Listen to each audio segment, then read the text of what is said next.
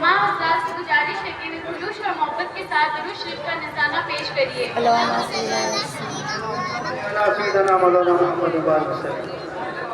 नहमदुहु व नुसल्ली अला वसल्लम करीम, अम्मा बाद, अऊज़ु बिल्लाहि मिनश शैतानिर रजीम, बिस्मिल्लाहिर रहमानिर रहीम।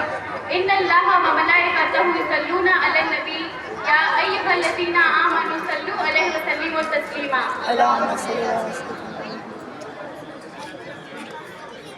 हाज़रीन मजलिस, मेरी माँ, मेरी बहनों और मेरे भाइयों, अस्सलामु अलैकुम व रहमतुल्लाहि व बरकातुहू। हाज़रीन मजलिस, आज मुझे जिस मौजू पे लफ्ज़ खुशाई का मौका मिला है वो है इस्लाम इंसानियत सिखाता है। आम तौर पर ये देखा जाता है कि लोग बंदों के हुकूक को अदा करने में कोई खास अहमियत नहीं रखते। हालांकि वाक़या ये है कि बंदों के हुकूक का मामला निहायत ही संगीन यानी खतरनाक बल्कि इंतहाई खौफनाक है। एक हैसियत से देखा जाए तो हुकूकुल्लाह यानी अल्लाह के हक से ज़्यादा हुकूकुल इबाद यानी बंदों के हक का मामला कहीं ज़्यादा सख्त और खतरनाक है, क्योंकि अल्लाह ताला तो रहमान और रहीम है।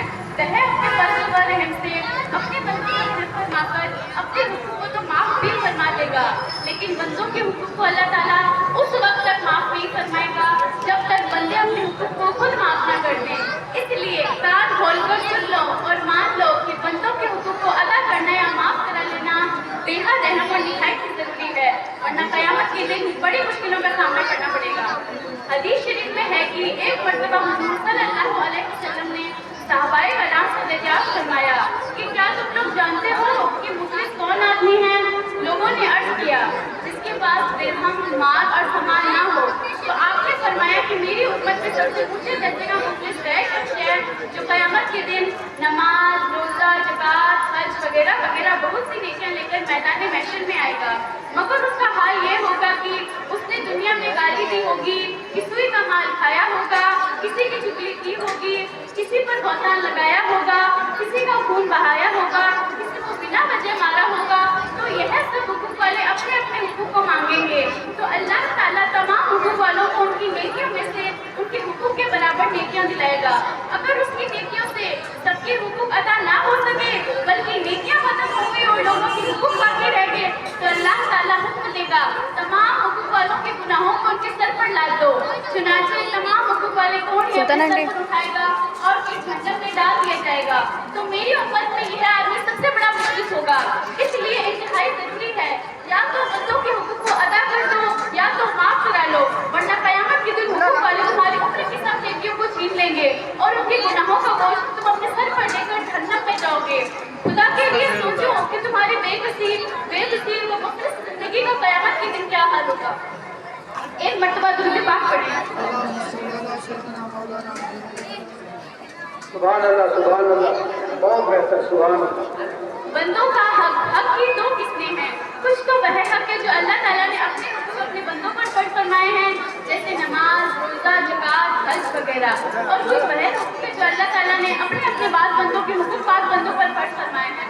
पहली किस्म के हुकूक को हुकूकुल्लाह कहते हैं और दूसरी किस्म के हुकूक को हुकूकुल इबाद यानी बंदों के हुकूक कहते हैं। इन दोनों किस्मों को अदा करना फर्ज है, बल्कि हुकूकुल इबाद को अदा करना हुकूकुल्लाह से भी ज़्यादा अहम और ज़रूरी है, क्योंकि अल्लाह ताला क़यामत के दिन अपने बंदों पर रहम फरमाकर अपने हुकूक को माफ़ भी फरमा देगा, लेकिन बंदों के हुकूक को अल्लाह ताला उस वक्त तक माफ़ नहीं फरमाएगा जब तक बंदे अपने हुकूक को खुद माफ़ न कर दे। हम अल्लाह ताला से ये दुआ करते हैं कि वह हर बंदे को हुकूकुल इबाद और हुकूकुल्लाह दोनों ही किस्मों को अदा करने की तौफीक अता फरमाए। आमीन। माँ बाप का हक, औलाद पर माँ बाप का हक निहायत ही अजीम से यानी बहुत बड़ा है और माँ का हक बाप के हक से ज़्यादा बड़ा है। एक अल्लाह ताला ने कुरान मजीद में इरशाद फरमाया, इसका मफ़हूम यह है और हमने ताकीद की आदमी को उसके माँ बाप के साथ नेक बर्ताव करने की। उसकी माँ ने उसको पेट में रखा तकलीफ से, उसको पैदा किया तकलीफ से और उसे उठाए बिना और उसको दूध पिलाना 30 महीने में। बताई हुई बातों में अल्लाह ताला ने माँ बाप दोनों के हक से ताकीद फरमाकर फिर माँ का अलग तज़किरा बयान फरमाया। उस तकलीफ और तकलीफों से उसकी पैदाइश और 2 बरस तक अपने खुद का इसे पिलाने में पेश आई, उसका जिक्र करके ये ऐलान फरमा दिया कि माँ का हक औलाद पर बेहद अहम और निहायत बड़ा है। यही वजह है कि हदीस शरीफ में आया है, एक आदमी ने अर्ज़ किया, या रसूलुल्लाह सल्लल्लाहु अलैहि वसल्लम, मैं किसके साथ बेहतर सलूक करूं और कौन मेरे बेहतर सलूक